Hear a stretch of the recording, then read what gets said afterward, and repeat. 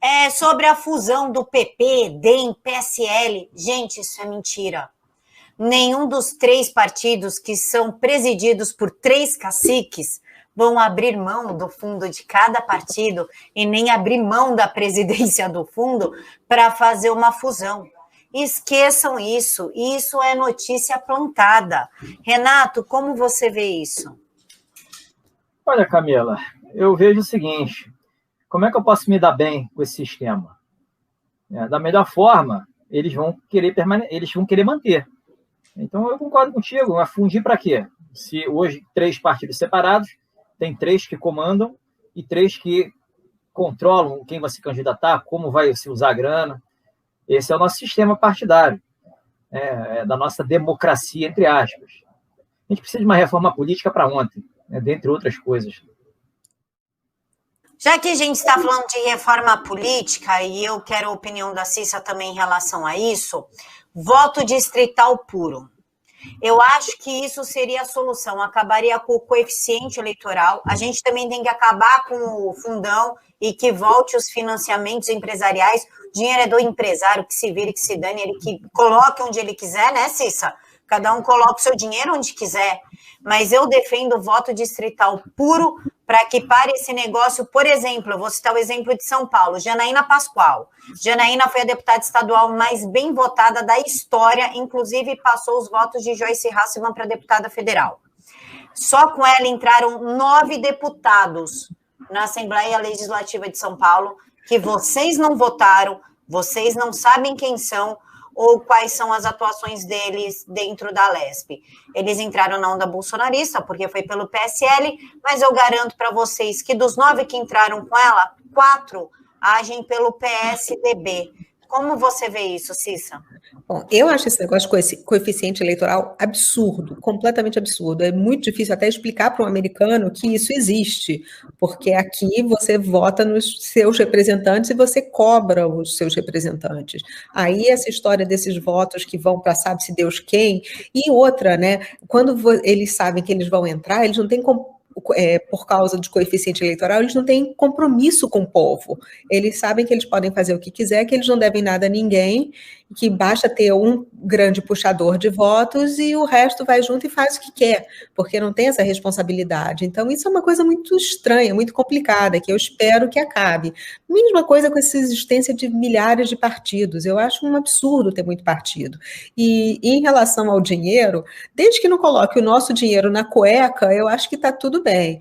Eu acho que, sabe, esse que é o problema.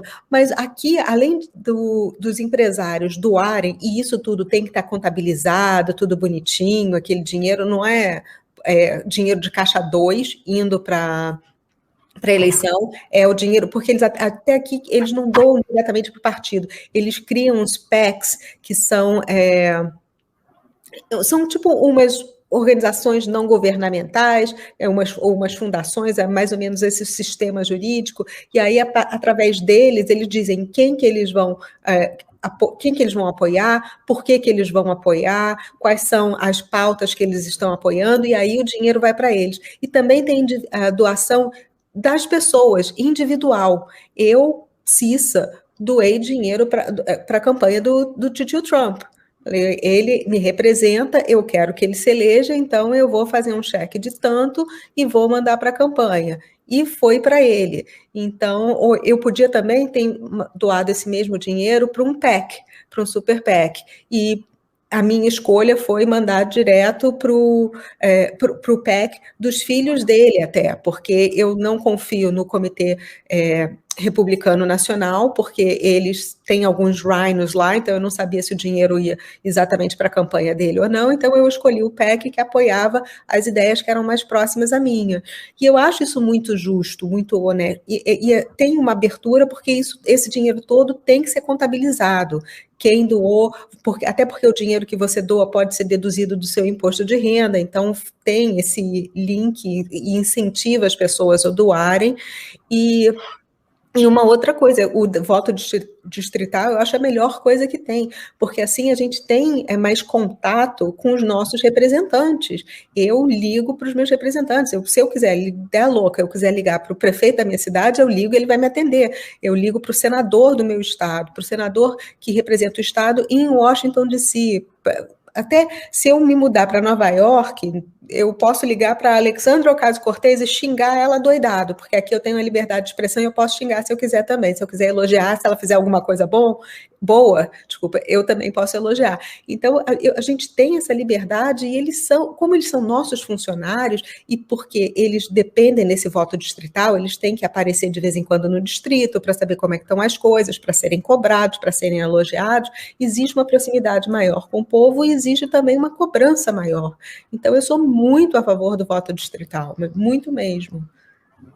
Pessoal, voto distrital, acho que foi o Dutti que perguntou, voto distrital, você vota no cara. Por exemplo, Renato está concorrendo com, sei lá, gente, me dê um nome. Com Freixo, pronto, vamos pegar dois opostos, Renato Gomes e Freixo. Mas eles são do mesmo partido, ambos para deputado federal. O Renato teve 4 milhões de votos, o Freixo teve 513. O Renato não puxa o Freixo, mesmo sendo do mesmo partido. O Renato ganhou, o Renato entra. Doutor, por gentileza.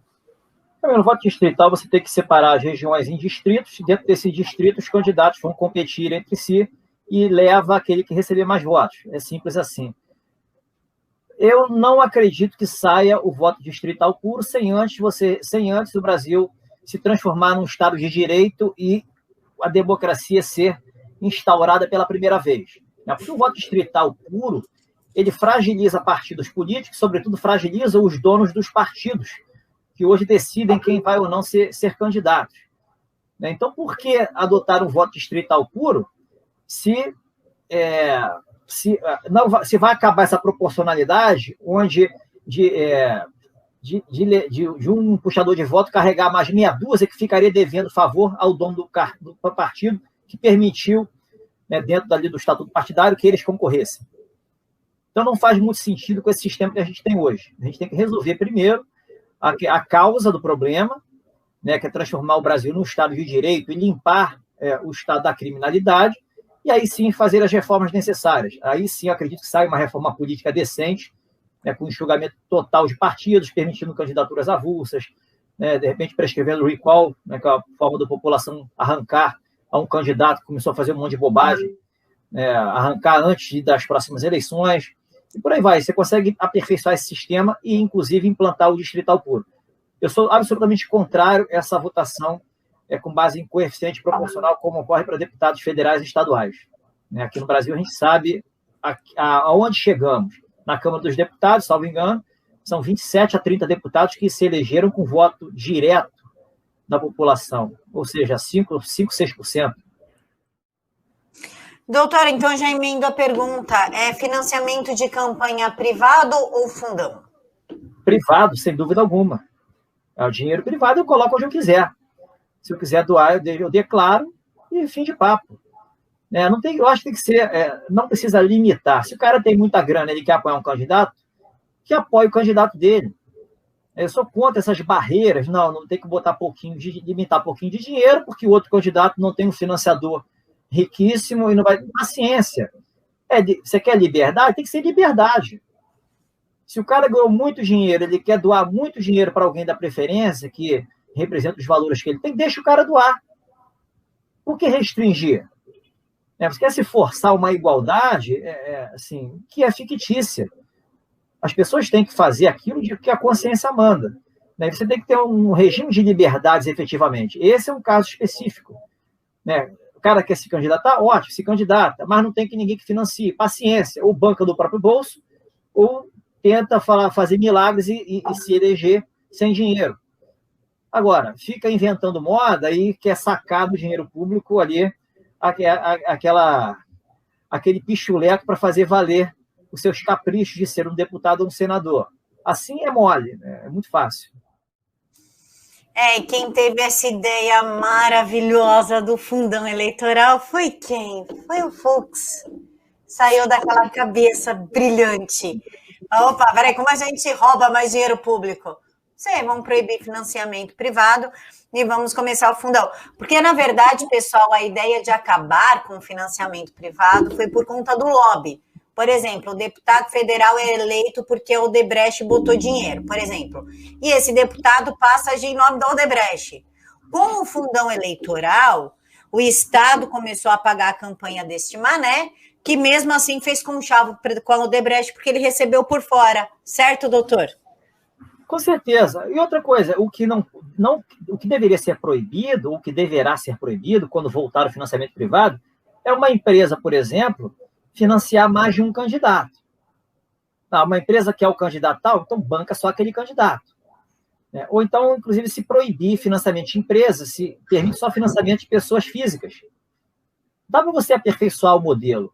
O que não dá para aceitar é ficar mexendo no dinheiro público, no dinheiro pago por muitos assalariados, inclusive, para sustentar esse tipo de gente.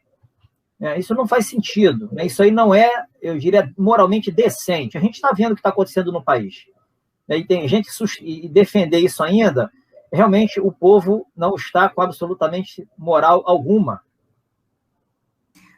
Cissa, Omar, só respondendo a sua pergunta, o dinheiro que é disponibilizado ao candidato pelo partido, com o que sobra, retorna de novo para o partido, aí o partido pode usar. Cissa? Pois é, eu concordo com o Renato e até acho o seguinte, que fica muito mais transparente a gente saber que aquela empresa está financiando aquele candidato, porque aí a gente sabe a que interesse aquele candidato serve, né? Porque se ele está recebendo, normalmente tem alguma coisa que ele está dando em troca. E eu acho que a gente tem que permitir financiamento de empresas, tem que permitir o financiamento individual, mas realmente sair do pagador de impostos e aí eles determinam a quantidade de dinheiro que eles vão dar é um absurdo, porque, sabe, custa muito a gente pagar esses impostos. Os impostos no Brasil são absurdos, e aí a gente já tem imposto em cima de imposto, em cima de imposto, isso tudo para financiar a campanha política? Não, sabe, nós temos como exemplo, o presidente Bolsonaro, que fez uma campanha política gastando pouquíssimo dinheiro. Então, a gente sabe que hoje em dia, para você ter uma campanha eficiente, você não precisa necessariamente gastar bilhões de reais. A gente pode fazer uma campanha ótima com um orçamento bem moderado. E acho até que poderia acontecer, feito acontece aqui também. Se você tem muito dinheiro, você até autofinancia a sua campanha e fala: olha, eu não dependo de ninguém. Ou mesmo sem dinheiro, mas você é muito bom de internet, fala: olha, eu também não vou receber dinheiro de ninguém e essa aqui é a minha plataforma.